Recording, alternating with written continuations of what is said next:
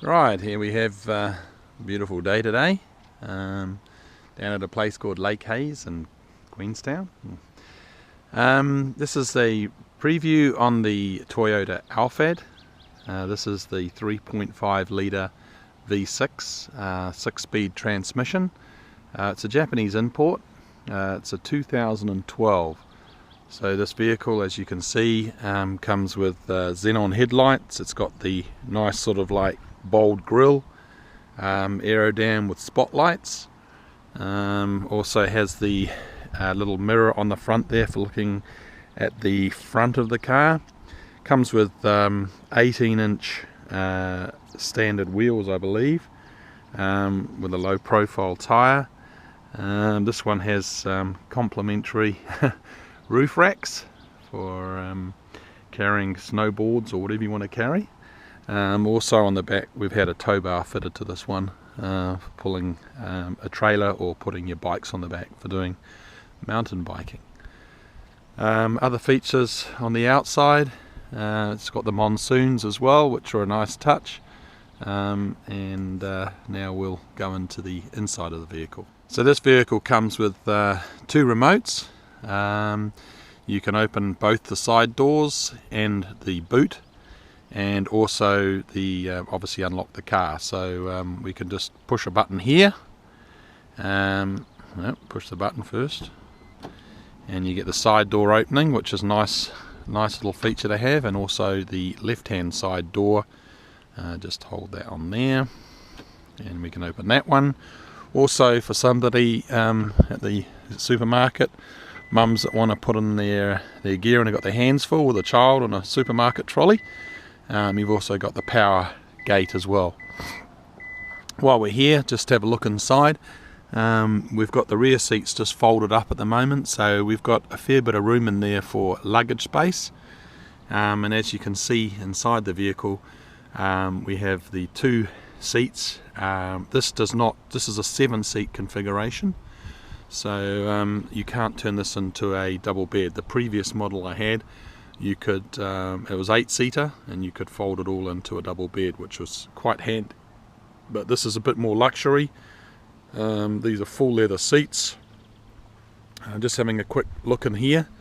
So this is what they call the aircraft mode, or the aircraft specification. So you've effectively got like a couple of little business class seats in here, all electric, so it's all easily operated. And you've also got the ottoman that rises up, so you can adjust that for when you're traveling. And also there's the one on the back seat that just folds down, so if you just want to put your feet on there. Probably suitable more so, I'd say, probably for people up to about 6 foot. I think if you're a 6'4" rugby player, you might find it a little bit more cramped, but probably designed for people up to 6 feet, I would say, quite easily. Inside you've also got this one's been added with a Alpine DVD player, so which is really cool. Over here we have our air conditioning controls. We have the what they call the Nano E, I think the Nano E air purification system. I believe that's a patented system from Panasonic.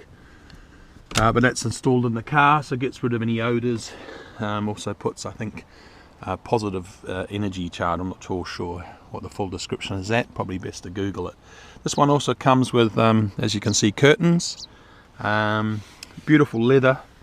I think the Germans would struggle to keep up with this. It's a beautifully appointed vehicle.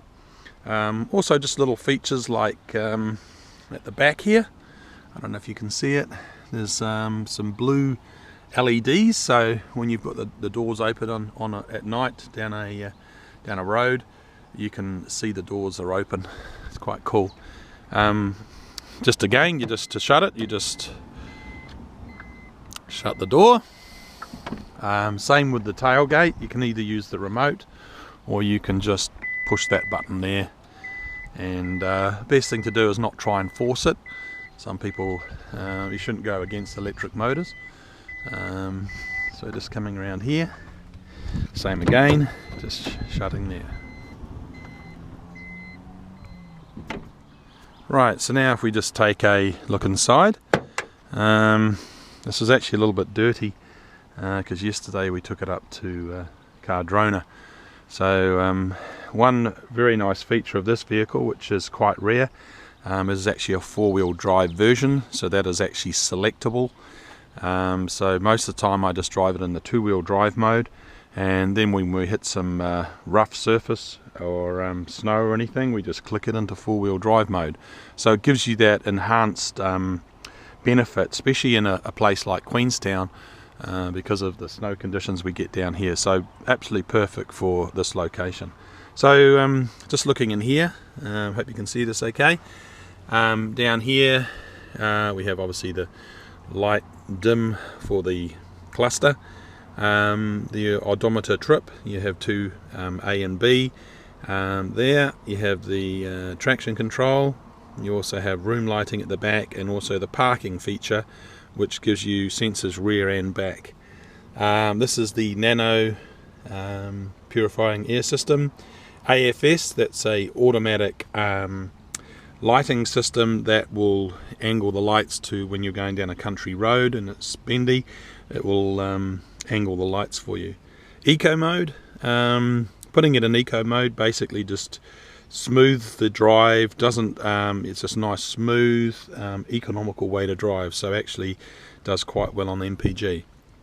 You also have here auto mirrors, so every time you're in a car park you can either have the mirrors shut when the door is locked, or you can have them on the other mode, which leaves the mirrors out. I actually probably prefer the auto mode, because then you know, you can actually see at a distance, oh, did I lock the car? So if I see the mirrors are in, I know the car's locked. Obviously we have the start button on that cluster.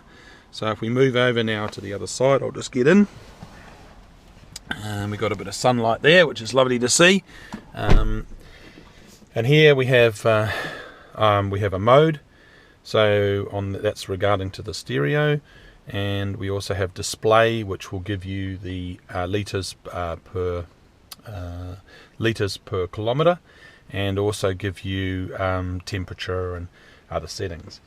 This one, as I say, comes with the upgraded Alpine stereo, which is very impressive. I won't put it on at the moment. And then here we just have the air conditioning, so you've got climate air conditioning. You've got independent for the passenger and for the driver, and also the rear obviously has its own controls as well. Just here on the passenger seat, I can just quickly go over here and change the seating position, electric, or the up and down of the, so it's quite convenient. The actual passenger's controls are on the left hand side, so which is again a nice feature to have. Just looking up here at the upper cluster, we have the auto mirror. We also have the sunglass case, which is quite handy. And then we've also got the two side doors, and we also have the rear boot. Obviously the normal lights here, and obviously for cards here. Then we have the vanity mirror light. Is that not working? I'm not sure. Probably have to check. Let's see if that one's working. No, so there's a reason for that. I'm not sure what it is. Probably because I've got it switched off. That might help. Yeah, so switched on. No. Okay, forget that. Right, so here we have the engine plant. So that's the V6. I mean, basically not much to see in here really, because it's got a cover over it. So that's basically the engine plant. What we can do now is just start it up and let you listen to the engine. So as you can hear the engine, it's pretty quiet. This example's done I've done 31,000 Ks when we purchased it. I purchased it in Auckland. The company we purchased it from is a company called Gulliver's. I could highly recommend that as a company. Very professional. Probably a company that is definitely worth looking at if you're looking at purchasing a vehicle of this quality. These vehicles have actually come direct from Japan. They are one of the biggest car sellers in Japan, and therefore when you get this vehicle, it's actually been traded by somebody in Japan and comes direct. Doesn't go through any middlemen, any exporters, importers. So you're actually getting a very competitive deal. I won't go into the details of what we paid for this, but I was very happy with the purchase and the transaction dealing with this company. Very professional, and I couldn't recommend them any higher. So basically that's the vehicle. So if you want any more details, just drop me a line. I'm quite happy to give you some free advice or tell you what these vehicles are like. We actually drove it down from Auckland down to Queenstown, and I think which is around about sort of 1400 kilometers.